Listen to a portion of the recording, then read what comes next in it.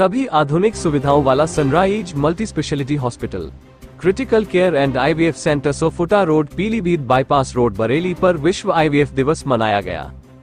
इस अवसर पर sunrise multi speciality hospital critical care and IVF centre की डायरेक्टर डॉक्टर शबीना खान ने बताया कि प्रत्येक वर्ष 25 जुलाई को विश्व आईवीएफ दिवस मनाया जाता है। ये तिथि लुइस ब्राउन के जन्मदिन की याद दिलाती है, जो इन विट्रो फर्टिलाइजेशन आईवीएफ के माध्यम से गर्भ धारण करने वाली दुनिया की पहली बच्ची थी, जिसका जन्म 25 जुलाई 1978 को हुआ था। इसलिए 25 जुलाई को पूरी दुनिया में आईवीएफ दिवस मनाया जाता है। विश्व आईवीएफ दिवस के अवसर पर sunrise multi speciality hospital critical care and IVF centre की डायरेक्टर डॉक्टर शबीना खान ने आईवीएफ के बारे में जानकारी देते हुए बताया। मैम, आपका परिचय जानना चाहेंगे? मैं doctor Shabina Khan IVF specialist हूँ और मैं एक अपना hospital sunrise hospital and IVF centre run करती हूँ पीलीभीत बाईपास रोड, बरेली में। मैम, आज इंटरनेशनल आईवीएफ डे मनाया जा रहा है, क्योंकि 25 जुलाई है। ये क्यों मनाया जाता है?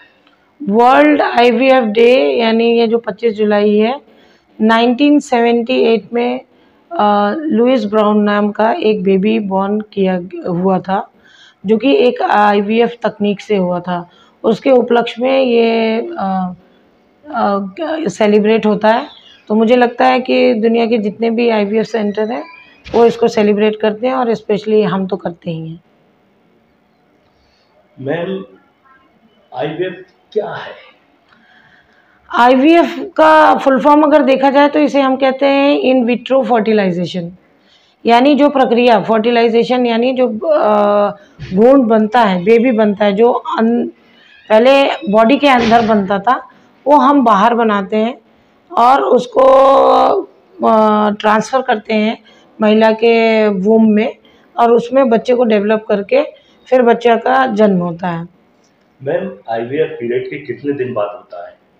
आईवीएफ देखिए, सबसे पहले तो मैं इस चीज़ को पहले ऐसे कवर करूँगी कि आईवीएफ एक ऐसी तकनीक है कि जो कि एक बोon हो गया है जो भी निसंतान दंपत्ति हैं उनके लिए, और स्पेशली उन लोगों के लिए किया जाता है जिनके बच्चे होने में कोई ना कोई परेशानी हो।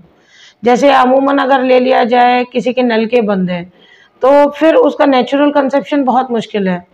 अगर हस्बैंड में कभी शुक्राणु की कोई कमी है, यानी शुक्राणु के बनावट में कमी है या बिल्कुल ही नहीं है, या कोई ऐसी प्रॉब्लम हो जिसमें जो हमारा फर्टिलिटी का चीज़ें हैं, जैसे यूट्रस में कोई ऐसी चीज़ हो जाए, नलकों में कोई ऐसी चीज़ हो जाए, या किसी के अंडे नहीं बन रहे हैं, या हार्मोनल इम्बैलेंस इतना ज़्यादा हो गया है कि जो दवा से क्योर नहीं होता, तो उनका आईवीएफ ट्रीटमेंट से उनको संतान की प्राप्ति कराई जा सकती है।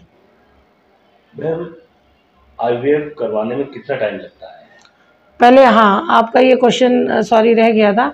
हम जो मेन चीज़ है, जैसे हमारे पास पेशेंट कभी हॉस्पिटल में या हमारे सेंटर पे जब भी आता है तो हम उसकी सबसे पहले हिस्ट्री लेते हैं, फिर हम अपने पेशेंट का एग्जामिनेशन करते हैं, यानी उसका प्रॉपर एक वर्कअप होता है, एक तरीका है, एक मतलब एक तहजीब कह सकते हो आप, कि फिर उसका वर्कअप मतलब उसकी जांचें वगैरह होती हैं।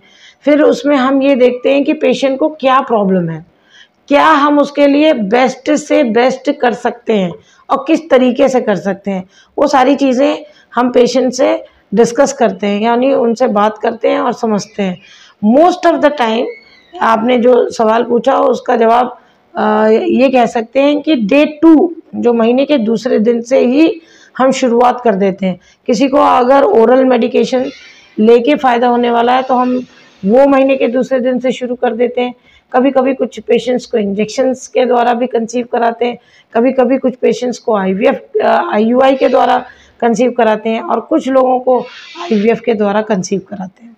मैम, आईवीएफ के लिए सही उम्र क्या है? हाँ, ये देखिए ऐसा है कि ऐसा नहीं कह सकते कि आईवीएफ का कोई एक लिमिटेशन, लेकिन जो अभी एआरटी गाइडलाइंस आई हैं, आर्टिफिशियल रिप्रोडक्टिव टेक्निक की जो गाइडलाइन है, उसके मुताबिक 50 साल के भीतर की महिलाओं का अगर उनको बच्चे होने में दिक्कत हो रही है तो उनको आईवीएफ के लिए जाना चाहिए। देखा जाए तो शुरू में सबसे इम्पोर्टेंट रोल है उम्र का। जैसे जैसे जैसे शुरुआत हुई और महिला की उम्र 20 साल, 25 साल और 30 साल तक है, तब तक तो मुझे लगता है कि बहुत बार हम अपने यहाँ पे अपने सेंटर में बहुत बार उन लोगों को नॉर्मली ही कंसीव कराते हैं। कोई ऐसी कंडीशन होती है जब उनका एएमएच लेवल बिल्कुल ही ख़राब हो गया, जो क्वालिटी बताता है उस साइड की, यानी अंडों की क्वालिटी बता रहा है, या कोई चीज़ इतनी ख़राब हो गई है जिससे नहीं हो पा रहा है, तो वो महिलाएं फिर आईवीएफ की तरफ जाती हैं। तो इसका मतलब ये है कि 30 साल के बाद ही वाली ज़्यादातर, या 35 के ऊपर आप ऐसे समझो, और 50 से नीचे आप समझो, उनका आईवीएफ किया जा सकता है। मैम, आईवीएफ में कितना दर्द होता है?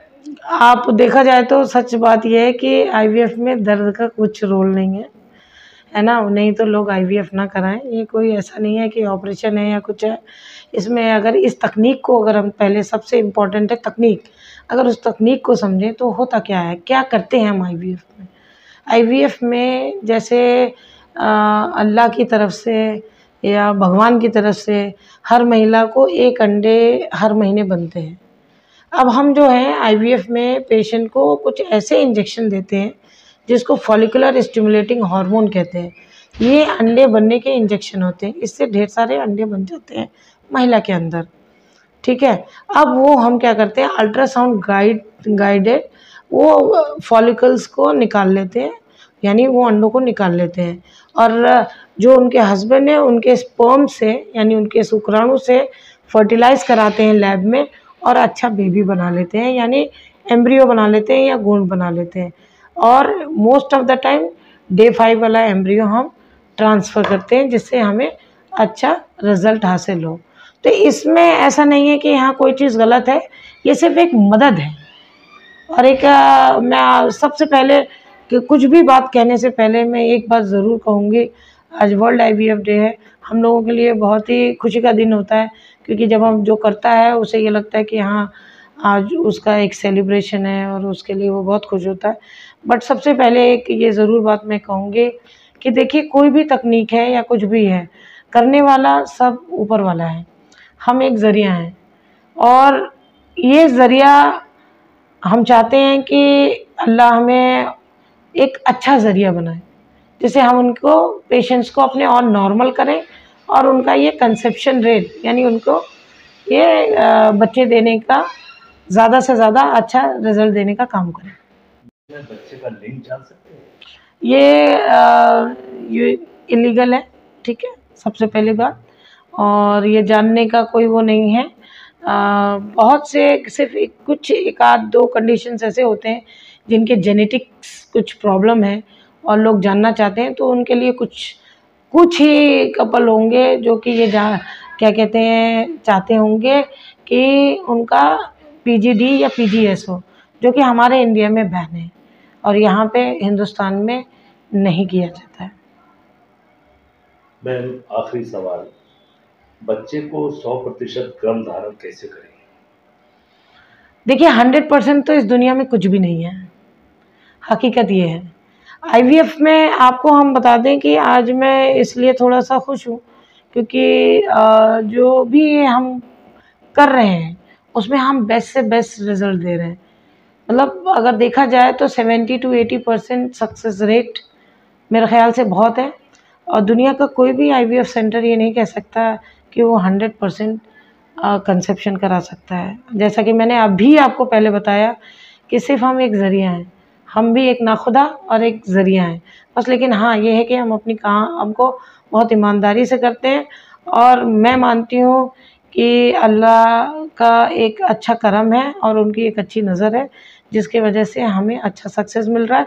बहुत कम समय में हमने काफ़ी अच्छा रिज़ल्ट दिया है और बहुत मुनासिब रेटों में दिया है। तो मैं ये चाहती हूँ कि लोग इस चीज़ का फ़ायदा उठाएं जिनके बच्चे नहीं हैं। शायद ये पीड़ा वही माँ बाप समझ सकते हैं जिनके बच्चे नहीं हैं। मैम, क्या इसमें सीजर होता है या नॉर्मल डिलीवरी होती है? देखिए, बिल्कुल दोनों ही चीज़ें होती हैं, लेकिन ये नॉर्मल भी होता है आईवीएफ के बेबीज़, एंड सीज़र भी होता है, क्योंकि थोड़ा प्रीशियस है बेबी, तो कई बार कपल्स जो है अपने बच्चे पे रिस्क नहीं लेना चाहते तो वो सिजेरियन की तरफ जाते हैं, अन्यथा ऐसा कुछ नहीं है कि उनका नॉर्मल नहीं हो सकता।